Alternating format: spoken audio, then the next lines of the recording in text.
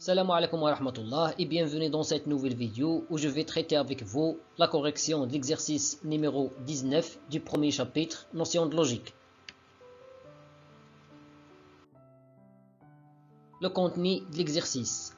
À l'aide des connecteurs logiques et des quantificateurs, écrire les propositions suivantes. Le premier cas, la fonction f est positive sur l'intervalle i.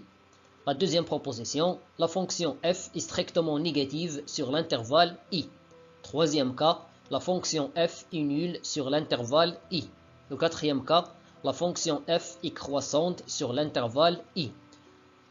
La cinquième proposition, la fonction f est strictement décroissante sur l'intervalle i. La dernière proposition, la fonction f est constante sur l'intervalle i. Le premier cas, à l'aide des connecteurs logiques et des quantificateurs, écrivons la proposition. La fonction f est positive sur l'intervalle i. C'est-à-dire, quel que soit x appartenant à l'intervalle i, f de x supérieur ou égal à 0. Le deuxième cas, à l'aide des connecteurs logiques et des quantificateurs, écrivons la proposition. La fonction f est strictement négative sur l'intervalle i. C'est-à-dire, quel que soit x appartient à l'intervalle i, f de x inférieur strictement à 0.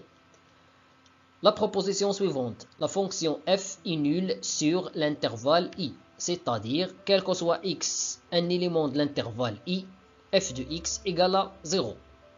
La proposition suivante, la fonction f est croissante sur l'intervalle i. C'est-à-dire, quel que soit x appartient à l'intervalle i, quel que soit y appartient à l'intervalle i, tel que x inférieur ou égal à y, cela implique que f de x inférieur ou égal à f de y. Le cinquième cas, à l'aide des connecteurs logiques et des quantificateurs, écrivons la proposition. La fonction f est strictement décroissante sur l'intervalle i. C'est-à-dire, quel que soit x appartient à l'intervalle i, quel que soit y appartient à l'intervalle i, tel que x inférieur strictement à y, cela implique que f de x supérieur strictement à f de y.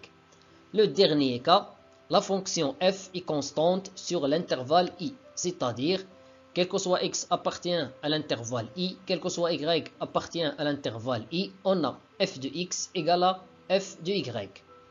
C'est tout pour cette vidéo, merci et à bientôt.